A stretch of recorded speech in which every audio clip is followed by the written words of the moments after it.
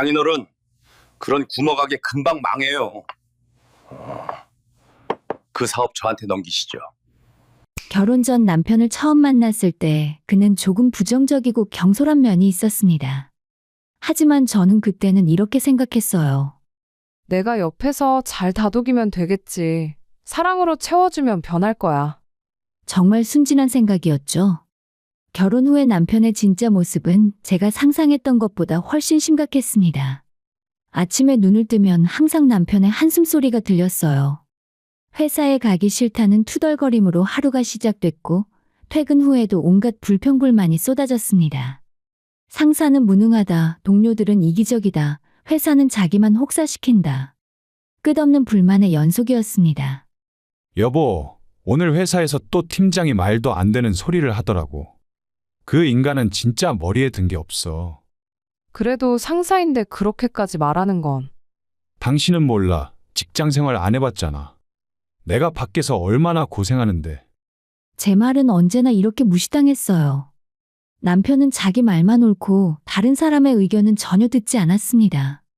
심지어 초등학생인 딸 예지 앞에서도 거침없었습니다. 아빠, 오늘 학교에서 선생님이 칭찬해 주셨어. 그래? 근데 예지야, 세상에는 본인은 실력 없으면서 남한테 칭찬만 해대는 사람들이 많아. 너도 나중에 크면 알게 될 거야. 그 말을 듣는 딸의 표정이 어두워지는 걸 볼 때마다 가슴이 미어졌습니다. 아이에게까지 부정적인 세계관을 심어주는 남편이 너무나 미웠어요. 다행히 예지는 그런 아빠를 닮지 않았습니다. 오히려 저를 더 많이 닮아서 밝고 긍정적인 아이로 자라주었죠. 남편의 성격은 심지어 시댁 식구들에게도 외면받을 정도였습니다. 명절에 시댁에 가면 시어머니가 제 손을 잡으며 조용히 말씀하셨습니다. 우리 아들이 성격이 좀 그렇지. 미안하다. 네가 참 고생이 많겠구나. 시누이도 저를 볼 때마다 안쓰러운 표정을 지었습니다. 상황이 이러니 친정 식구들은 말할 것도 없었습니다. 명절이든 가족 모임이든 남편은 늘 어색한 공기를 만들어냈습니다. 게다가 집안일도 전혀 거들지 않았어요. 설거지를 부탁하면 내가 회사에서 얼마나 힘들게 일하는데. 라며 거절했고 예지 숙제를 봐달라고 하면 당신이 집에 있잖아. 라며 책임을 떠넘겼습니다. 주말에는 하루 종일 소파에 누워서 TV만 봤어요. 저는 하루하루 감정을 숨기고 살았습니다. 딸 앞에서는 웃으려 했었고 밤에는 혼자 조용히 눈물을 흘렸습니다. 이게 결혼 생활인가? 이게 가정인가? 수없이 자문했지만 딸을 생각하면 쉽게 결정을 내릴 수 없었습니다. 남편은 자신이 세상에서 가장 고생하는 사람이라고 믿었어요. 자기만 힘들고 자기만 노력하고 자기만 불행하다고 생각했죠. 하지만 정작 옆에서 그를 견디며 살아가는 저와 딸의 고통은 전혀 보지 못했습니다. 당신은 편하게 집에만 있으면서 뭐가 그렇게 힘들어? 이 말을 들을 때마다 저는 입을 다물었습니다. 설명해봤자 이해하지 못할 사람이었으니까요. 그렇게 저는 점점 지쳐갔고 남편과의 관계는 회복 불가능한 지경에 이르렀습니다. 하지만 아직 저는 결정을 내리지 못하겠더라고요.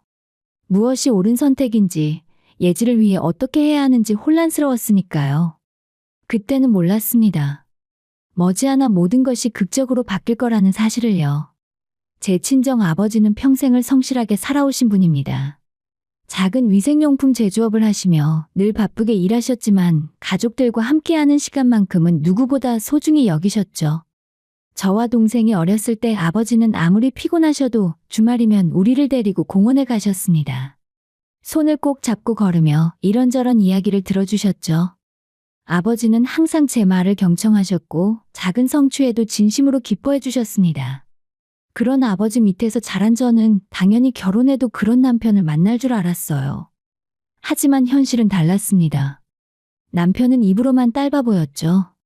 사람들 앞에서는 우리 딸 자랑을 늘어놓았지만 정작 집에서는 아이에게 전혀 관심을 주지 않았습니다. 여보, 예지 학부모 상담 날짜 잡혔어. 다음 주 목요일인데 같이 갈 수 있어? 목요일? 그날 회사에 중요한 회의 있어. 당신 혼자 다녀와. 지난번에도 혼자 갔잖아. 선생님이 아빠도 오시면 좋겠다고 하셨는데.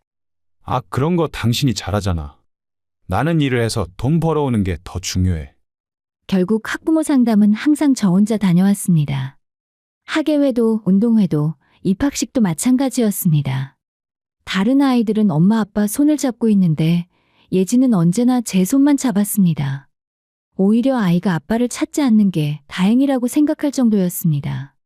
예지가 초등학교 2학년 때 학교에서 우리 가족 그림 그리기 숙제가 나왔어요.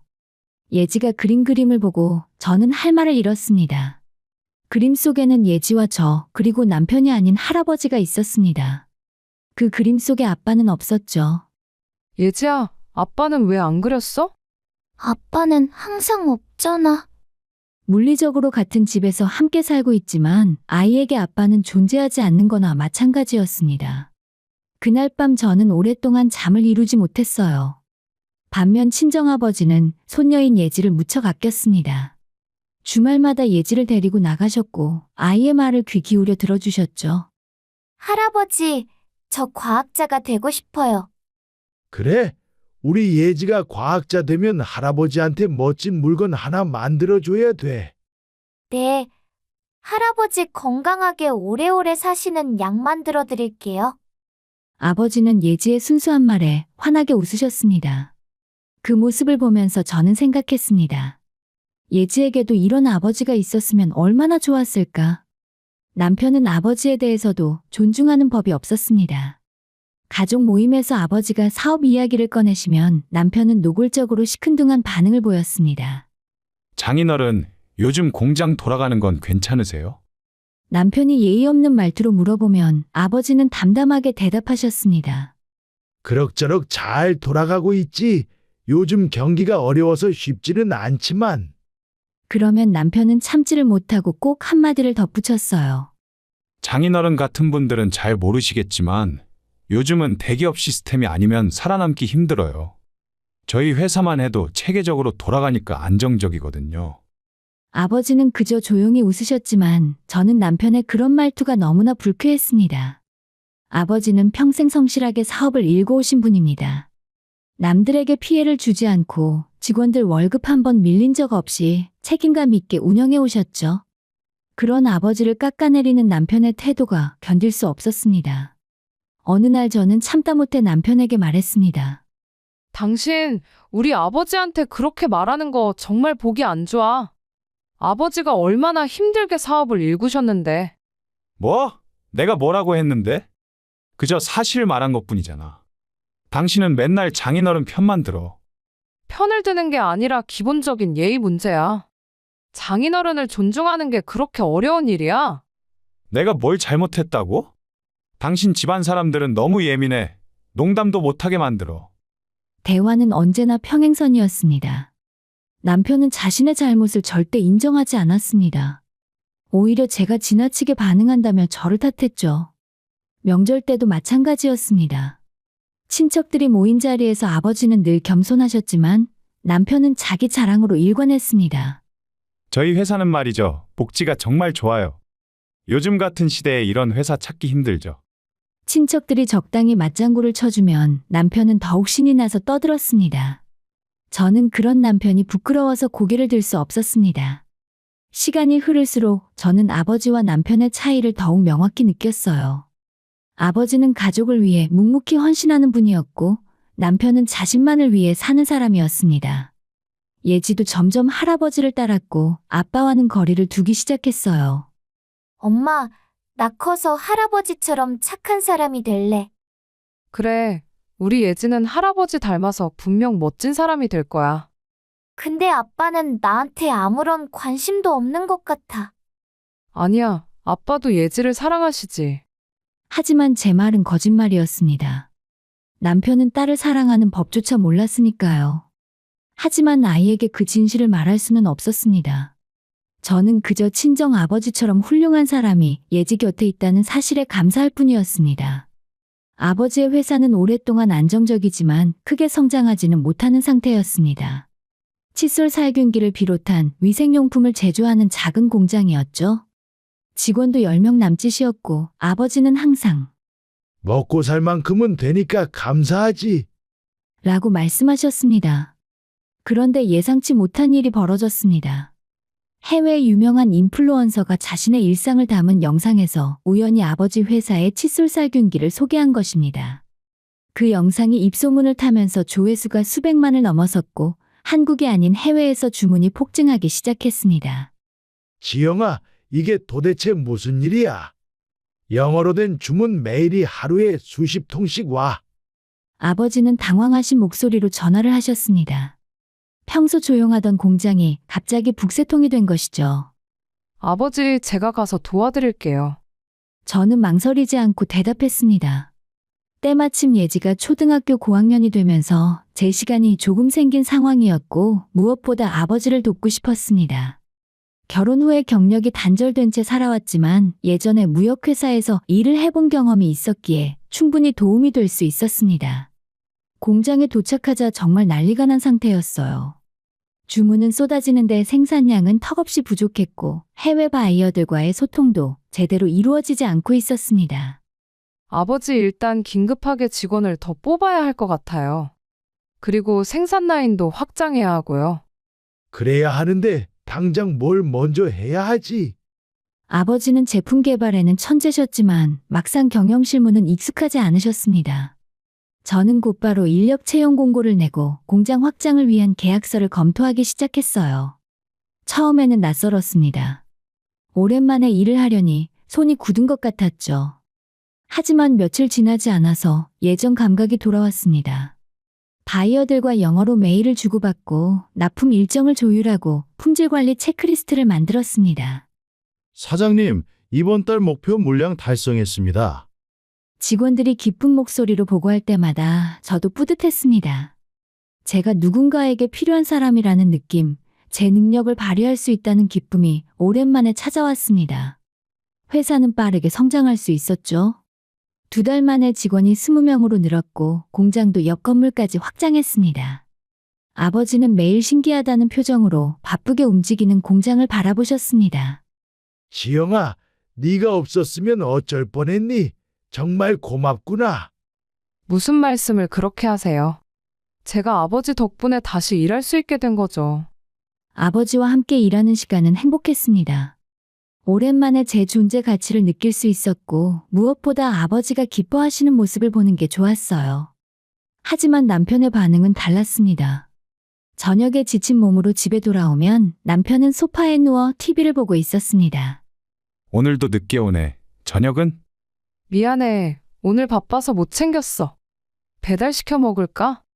요즘 좀 바쁘다더니 집안일은 완전히 팽개치는구나. 당신이 집안일 좀 도와주면 안 돼? 나도 일하는데. 그게 무슨 일이야? 장인어른 구멍가게 좀 거드는 게 일이라고? 구멍가게. 그 말을 들었을 때 저는 이성을 잃을 뻔했습니다. 아버지가 평생을 일궈온 회사를 지금 이렇게 성장하고 있는 회사를 구멍가게라니요. 지금 뭐라고 한 거야? 사실이잖아. 그냥 운 좋게 외국 바이어 하나 걸린 거지. 무슨 대단한 사업이라고. 나중에 열기 식으면 다시 원래대로 돌아갈 거야. 저는 더 이상 대꾸하지 않았습니다. 남편과 대화하는 게 무의미하다는 걸 깨달았기 때문입니다. 어떤 말을 해도 그는 이해하지 못할 것이었습니다. 예지는 저와 아버지가 함께 일하는 걸 자랑스러워했어요. 엄마, 오늘 학교에서 친구들한테 할아버지 회사 이야기했어. 다들 신기해하더라? 그래, 우리 예지가 자랑했구나. 응, 엄마랑 할아버지 정말 멋있어. 나도 커서 할아버지 회사에서 일할래. 아이의 순수한 말에 저는 미소를 지었습니다. 적어도 예지는 제가 하는 일을 존중해 주었으니까요. 회사는 계속 성장했습니다. 불과 6개월 후에는 미국과 일본에서도 대량 주문이 들어왔고 아버지는 해외 수출 전담 부서를 만드셨죠. 저는 무역 업무를 전담하며 바쁜 나날을 보냈습니다. 어느 날 아버지가 조용히 말씀하셨어요. 지영아, 나중에 이 회사 네가 물려받았으면 좋겠구나. 예지도 있고 너도 이제 일을 하니까 혹시라도 사위랑 관계가 안 좋아지면 언제든지 네 힘으로 살 수 있도록 해주고 싶어. 아버지는 이미 제 결혼 생활이 행복하지 않다는 걸 알고 계셨습니다. 직접 말씀하시지는 않았지만 저를 지켜보며 마음 아파하셨던 것이죠. 고맙습니다, 아버지. 그날 저는 오랜만에 눈물을 흘렸습니다. 남편에게서는 절대 받을 수 없었던 믿음과 사랑을 아버지에게서 받았기 때문이었죠. 하지만 남편은 여전히 변하지 않았습니다. 오히려 시간이 갈수록 더 심해졌습니다. 제가 일하느라 늦게 들어오는 날이면 화를 냈고 집안일을 못한다고 트집을 잡았습니다. 회사가 잘 된다는 소식을 들으면 비아냥거렸죠. 그래봤자 일시적인 거야. 곧 망할 텐데 뭐.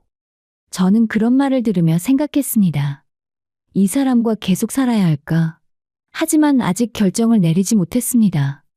예지 때문이었고 혼자 살아갈 자신도 없었기 때문이에요. 그러던 어느 날 저는 결정적인 장면을 목격하게 됩니다. 그리고 그 순간이 제 인생을 완전히 바꿔놓게 되었죠. 공장 확장 공사가 한창이던 어느 오후였습니다. 현장 감독과 미팅을 마치고 공장 근처 카페로 향했습니다. 계약서를 검토하며 커피 한 잔 마시려던 참이었죠. 카페 문을 열고 들어서는 순간 저는 그 자리에 얼어붙었습니다. 창가 자리에 남편이 앉아 있었는데 혼자가 아니었습니다. 옆에는 모르는 여자가 있었고 두 사람은 서로에게 몸을 기울인 채 다정하게 대화를 나누고 있었어요. 남편의 손이 테이블 위에서 그 여자의 손을 감싸주고 있었습니다. 심장이 쿵하고 내려앉는 것 같았어요. 하지만 이상하게도 눈물은 나오지 않았습니다. 분노도 슬픔도 아닌 묘한 감정이 밀려왔습니다. 드디어 때가 왔구나. 저는 재빨리 휴대폰을 꺼내서 사진을 찍었습니다. 여러 장을 찍고 동영상도 몇 초 촬영했어요. 손이 떨렸지만 증거 확보에는 성공했습니다. 그리고 남편이 눈치채기 전에 조용히 카페를 빠져나왔습니다. 차에 돌아와 앉자 온몸에 힘이 쭉 빠지는 것 같았죠. 핸들을 붙잡고 한동안 멍하니 앉아 있었습니다. 남편과의 추억들이 주마등처럼 스쳐 지나갔어요. 처음 만났을 때의 설렘, 결혼식 날의 기쁨, 예지를 낳았을 때의 행복. 하지만 그 후로는 고통과 무시, 외로움뿐이었습니다. 언제부터였을까 궁금했습니다. 언제부터 남편은 다른 여자를 만났을까? 아니, 어쩌면 이번이 처음이 아닐지도 모릅니다. 그동안 제가 모르는 사이에 얼마나 많은 일들이 있었을까요? 그날 저녁, 남편은 평소보다 조금 늦게 귀가했습니다. 다녀왔어. 저녁은 먹었어? 회사 근처에서 동료들이랑 먹었어. 거짓말이었습니다. 너무나 자연스럽게 거짓말을 하는 남편을 보며 저는 속으로 씁쓸하게 웃었어요. 이 사람은 그동안 저에게 얼마나 많은 거짓말을 해왔을까요? 그래, 수고했어. 저는 아무렇지 않은 척 대답했습니다. 아직은 때가 아니었고 차근차근 준비해야 했으니까요. 다음 날 저는 변호사 사무실을 찾아갔습니다. 저희 지역에서 이혼 전문 변호사로 유명한 곳이었죠. 그럼 일단 증거 자료를 보여주시겠어요? 변호사는 차분한 목소리로 물었습니다. 저는 휴대폰에 저장된 사진과 영상을 보여드렸어요. 이 정도면 충분합니다. 다만 더 확실한 증거가 있으면 좋겠네요. 혹시 차량 블랙박스나 남편분의 신용카드 내역 같은 건 확인해 보셨나요? 아직이요. 어떻게 해야 할까요? 일단 남편분의 동선을 파악해 보세요. 그리고 가능하다면 통신 내역도 확보하시고요. 변호사는 구체적인 방법들을 알려주었습니다. 저는 꼼꼼히 메모하며 들었습니다. 이혼은 감정으로 하는 게 아니라 전략으로 하는 것이더라고요. 그날부터 저는 조용히 증거를 모으기 시작했습니다. 남편이 늦게 들어오는 날이면 차량 블랙박스를 확인했습니다. 예상대로 모텔 주차장, 외진 공원, 주택가 골목 등 수상한 장소들이 기록되어 있었어요. 남편이 쓰는 신용카드 내역도 확인했습니다. 제가 모르는 레스토랑이나 호텔, 선물 가게에서의 결제 내역들이 즐비했어요. 남편이 저에게는 한 번도 사주지 않았던 비싼 선물들을 다른 여자에게 사주고 있었던 것입니다. 우리 딸을 위해서라도 이 결혼은 끝내야 해. 저는 다시 한번 다짐했습니다. 예지가 이런 불행한 가정에서 자라는 걸 더 이상 방치할 수 없었습니다. 며칠 후에 변호사와 두 번째 상담을 하게 되었죠. 증거가 꽤 많이 모였네요. 이 정도면 법정에서 유리하게 진행할 수 있습니다. 다른 것보다 양육권은 확실하게 받을 수 있을까요? 그게 가장 중요해요. 물론입니다. 남편분이 외도를 했고 양육에도 무관심했다는 점을 입증하면 양육권은 당연히 어머니께 갑니다. 위자료도 충분히 받으실 수 있고요. 변호사의 말에 조금 안심이 되었습니다. 하지만 아직 마음 한편이 불안했어요. 그러던 어느 날 남편이 이상한 말을 꺼냈습니다. 여보, 나 회사 그만둘까봐. 갑자기 왜? 요즘 회사 분위기도 안 좋고 라인 잘못 타서 승진도 막혔고 차라리 다른 데 가는 게 나을 것 같아. 그래서 어디 갈 생각인데? 남편은 잠시 뜸을 들이더니 조심스럽게 말했습니다. 글쎄, 장인어른 회사는 어떨까? 순간 귀를 의심했습니다. 지금까지 구멍가게라고 비웃던 회사에 갑자기 들어가겠다니요. 갑자기 왜 우리 아버지 회사를? 요즘 잘 되고 있잖아. 나도 보탬이 될 수 있을 것 같은데. 가족이니까 편하게 일할 수도 있고. 저는 황당해서 말문이 막혔습니다. 지금까지 아버지를 무시하고 회사를 깎아내리더니 이제는 그 회사에 들어가겠다니요. 당신이 우리 아버지 회사에 들어가는 건 절대 안 돼. 왜? 장인어른한테 한번 물어놔봐. 사위니까 괜찮을 거야. 안 된다니까. 아버지도 같이 일하는 건 원하지 않으실 거야. 남편은 불만스러운 표정을 지었지만 더 이상 말하지 않았습니다. 하지만 저는 알고 있었어요. 남편이 결코 포기하지 않을 거라는 걸요. 그날 밤 아버지께 전화를 드렸습니다. 남편이 아버지 회사에 들어오고 싶다고 하는데요. 그래, 사실 알고 있어. 네? 얼마 전에 사위가 나한테 직접 연락했더구나. 그래서 알겠다고 했지. 아니 왜요? 그 사람이 얼마나 아버지를 무시했는데. 아버지를 믿어봐. 내가 다 계획이 있어. 아버지의 차분한 목소리에는 묘한 확신이 담겨 있었습니다. 저는 무언가 아버지가 준비하고 계신 게 있다는 걸 직감했어요. 그리고 며칠 후에 남편의 출근 첫날이 밝았습니다. 남편은 출근 첫날 아침부터 들떠 있었어요. 평소에는 회사 가기 싫다며 투덜거리던 사람이 그날따라 일찍 일어나서 정장을 꺼내 입었습니다. 거울 앞에서 넥타이를 매며 저에게 말했어요. 오늘부터 장인어른 회사로 출근이야. 앞으로 회사는 전보다 더 잘 될 거야. 그래, 그렇겠지. 저는 짧게 대답했습니다. 남편의 표정에서 읽히는 것은 설렘이 아니라 계산이었어요. 이제 편하게 일하면서 돈 벌 수 있겠네 하는 속셈이 뻔히 보였습니다. 장인어른한테 잘 보여야지. 나중에 회사 물려받을 수도 있고. 남편은 마치 이미 회사가 자기 것이라도 되는 양 말했습니다. 자신이 한 푼도 투자하지 않은 회사, 아버지가 평생 일궈 온 회사를 그저 운 좋게 얻어갈 생각을 하고 있었던 것이죠.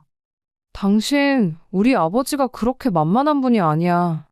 뭔 소리야. 장인어른은 좋은 분이잖아. 사위 챙겨주시려고 부르신 거지. 저는 더 이상 말하지 않았습니다. 곧 알게 될 테니까요. 남편이 출근한 후에 저는 불안한 마음에 아버지께 전화를 드렸습니다. 아버지 정말 괜찮으세요?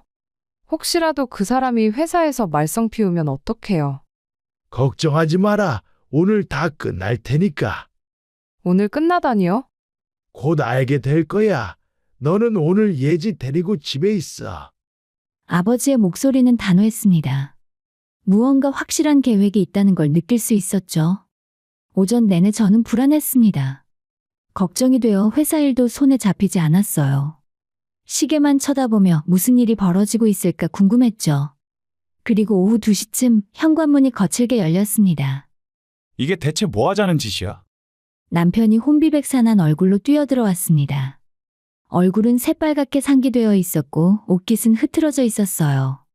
아침까지 말끔하게 차려 입었던 모습은 온데간데 없었습니다. 무슨 일이야? 장인어른이 날 뭘로 보고. 남편은 말을 제대로 잇지 못했습니다. 손이 부들부들 떨리고 있었습니다. 진정하고 말해봐. 무슨 일이 있었는데. 나를 직원들 앞에서 망신을 줬어. 남편은 소파에 주저앉으며 고함을 질렀습니다. 저는 조용히 물었습니다.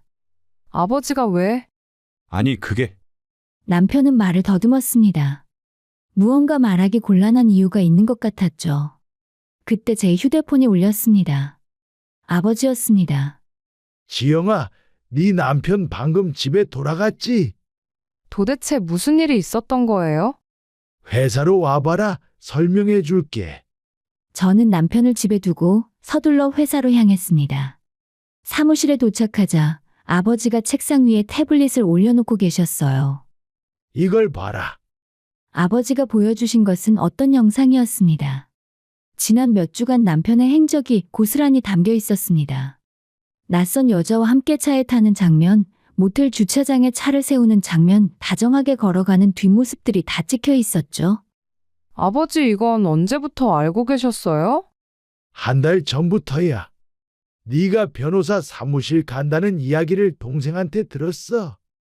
그래서 내가 먼저 증거를 모으기 시작했지. 아버지는 담담하게 말씀하셨습니다. 그 녀석이 우리 회사에 들어오고 싶다고 연락했을 때 나는 기회라고 생각했어. 제대로 혼을 내주고 싶었거든. 그래서 오늘 그 자식이 출근하자마자 이 영상을 보여줬지. 그리고 이렇게 말했어. 내 딸을 이렇게 배신하고도 우리 회사에 들어올 생각을 했냐? 당장 나가라! 아버지의 목소리는 차가웠습니다. 평소 온화하신 모습과는 전혀 다른 단호한 모습이었어요. 저는 순간 눈물이 났습니다. 분노도 슬픔도 아닌 묘한 해방감 같은 것이었죠. 아버지가 제가 참아하지 못했던 일을 해주신 것입니다. 아버지 고맙습니다. 미안하다. 내가 사위를 잘못 봤어? 네가 이렇게 고생할 줄 알았으면 진작에. 아니에요, 아버지. 제 선택이었어요. 이제 나머지는 제가 정리할게요. 저는 아버지를 안심시키고 집으로 돌아왔어요. 남편은 여전히 소파에 앉아서 멍하니 있었습니다. 당신, 나랑 이야기 좀 해. 지금은 말하기 싫어. 지금 해야 해. 우리 이혼해야 할 것 같아. 남편이 고개를 번쩍 들었습니다. 뭐? 이혼? 당신이 외도한 거 다 알아. 증거도 충분히 있어. 변호사도 이미 선임했고. 잠깐, 지영아, 장인어른한테 무슨 소리를 들었나 본데. 그건 오해야. 그 여자랑 나랑은 그냥 회사 동료일 뿐이야. 거짓말하지 마. 나도 영상 다 봤어. 당신 신용카드 내역도 확인했고. 신용카드 이야기까지 꺼내자 남편의 얼굴이 창백해졌습니다. 나는 당신을 용서할 수 없을 것 같아. 이젠 예지를 위해서라도 이혼해야 해. 예지한테는 아빠가 필요해. 우리가 이혼하면 애가 받을 상처는 생각 안 하는 거야? 예지는 당신 같은 아빠 없어도 잘 자랄 거야. 오히려 당신이 없는 게 더 나아. 남편은 계속 사정했습니다. 울기도 하고 화를 내기도 했어요. 하지만 저는 흔들리지 않았습니다. 이미 결심한 일이었으니까요. 딱 일주일 줄게. 일주일 안에 집에서 나가. 그리고 나머지는 변호사 통해서 연락할게. 지영아, 저는 남편의 외침을 뒤로하고 방으로 들어갔습니다. 문을 잠그고 침대에 앉았어요. 온몸이 떨렸지만 마음은 이상하게 평온했습니다. 드디어 끝이 보이기 시작했어요. 길고 고통스러웠던 결혼 생활의 끝이요. 남편은 일주일 만에 집을 나갔습니다. 짐을 싸는 동안 계속 미안하다는 말을 반복했지만 저는 한마디도 대꾸하지 않았어요. 이미 제가 할 말은 다 끝났으니까요. 예지는 아빠가 떠나는 걸 보면서도 눈물을 흘리지 않았습니다. 오히려 조용히 제 손을 잡아주었어요. 엄마 괜찮아? 괜찮아. 우리 이제 앞으로 더 행복해질 거야. 예지는 어린 나이였지만 많은 것을 이해하고 있었습니다. 아빠가 엄마를 힘들게 하고 집안 분위기가 늘 무겁고 불편했다는 것을요. 아이는 제 품에 안기며 작은 목소리로 말했습니다. 이혼 소송은 생각보다 빠르게 진행되었어요. 저희 측 변호사가 준비한 증거 자료들이 워낙 확실했기 때문입니다. 블랙박스 영상, 신용카드 내역, 제가 직접 찍은 사진과 동영상, 그리고 회사 동료들의 진술까지. 남편은 변명할 여지가 없었습니다. 피고 측에서 합의를 제안했습니다. 변호사가 전화로 알려주었습니다. 조건은 어떤가요? 양육권은 당연히 의뢰인께 가고요. 위자료와 재산 분할도 우리 쪽 요구대로 받아들이겠답니다. 다만 금액을 조금 낮춰달라는데. 안 돼요. 한 푼도 깎을 수 없어요. 저는 단호하게 말했습니다. 이건 돈 문제가 아니었습니다. 남편에게 제대로 된 대가를 치르게 해야 했으니까요. 결국 남편은 제 조건을 모두 받아들였습니다. 양육권은 완전히 제게 넘어왔고 위자료도 상당한 금액을 받아냈습니다. 남편 명의로 되어 있던 아파트도 제 것이 되었습니다. 상간녀에 대한 소송도 동시에 진행했어요. 알고 보니 그 여자도 유부녀였더라고요. 남편의 회사 동료였는데 자신도 결혼한 몸으로 남편과 외도를 한 것이었죠. 상간녀의 남편도 이혼 소송을 준비 중이랍니다. 변호사가 말해주었습니다. 그 남자가 굉장히 화가 나 있어서 위자료를 최대한 많이 받아낼 거라고 하더군요. 그럼 우리 전 남편은 네, 두 군데서 위자료를 물어내야 하는 상황이죠. 게다가 회사도 그만뒀으니. 남편은 결국 모든 것을 잃었습니다. 스스로 쌓아 올렸던 모든 것이 한순간에 무너진 것입니다. 남편과 이혼하고 친정으로 이사한 후에 저와 예지의 삶은 완전히 달라졌어요. 무엇보다 집안 분위기가 정말 밝아졌습니다. 더 이상 누군가의 눈치를 볼 필요가 없었고 한숨소리도 불평불만도 들리지 않았어요. 할아버지, 저 오늘 학교에서 100점 받았어요. 그래, 우리 예지 정말 대단하구나. 아버지는 손녀를 끌어안으며 환하게 웃으셨습니다. 예지도 예전보다 훨씬 밝아졌어요. 웃음소리가 집안 가득 퍼졌고 가끔은 친구들을 데려와 놀기도 했습니다. 그리고 아버지의 회사는 계속해서 성장했어요. 해외 수출이 늘어나면서 직원도 이젠 30명으로 늘었고 공장도 2배가 넘게 확장했습니다. 저는 본격적으로 경영 실무를 맡게 되었고 아버지는 신제품 개발에 집중하셨죠. 지영아, 이제 정식으로 이사로 임명하려고 하는데 어떻게 생각해? 저요? 아직은 부족한데. 아니야, 네가 없었으면 이 회사 여기까지 못 왔어. 당연히 받아야 할 자리야. 저는 이사 직함을 받으며 새로운 각오를 다졌습니다. 예지와 저를 위해서 그리고 아버지의 믿음에 보답하기 위해서 더 열심히 일하겠다고요. 이혼 후 몇 달이 지났을 때 우연히 전 남편 소식을 들었습니다. 작은 회사에 취직했지만 얼마 못 가 해고당했다고 들었어요. 아마도 불평불만 많은 예전 성격이 또 나왔겠죠. 그는 여전히 자신의 잘못을 깨닫지 못하고 세상을 원망하며 살고 있을 것입니다. 상간녀도 비참한 신세가 되었다고 들었어요. 자기 남편에게 이혼당하고 거액의 위자료를 물어냈다고 했습니다. 두 사람은 결국 서로를 만나지도 않게 되었다고 하더군요. 자업자득이었습니다. 결혼과 가정은 사랑만으로 지켜지는 게 아니에요. 상호 존중과 배려, 그리고 책임감이 있어야 합니다. 만약 그것들이 없다면 용기 내어 떠나는 것도 하나의 선택이죠. 때로는 이혼이 진정한 해방이자 새 출발일 수 있다는 것을 저는 뼈저리게 깨달았습니다. 지금 제 옆에는 예지가 있고 든든한 아버지가 계시고 함께 일할 믿음직스런 동료들이 있어요. 더 이상 누군가에게 의지하지 않아도 스스로 당당하게 살아갈 수 있는 제가 있습니다. 오늘의 제 이야기가 비슷한 상황에 있는 누군가에게 작은 용기가 되기를 바랍니다. 불행한 결혼에 갇혀 있다면 용기 내어 문을 열고 나오세요. 밖에는 생각보다 넓고 밝은 세상이 펼쳐져 있습니다.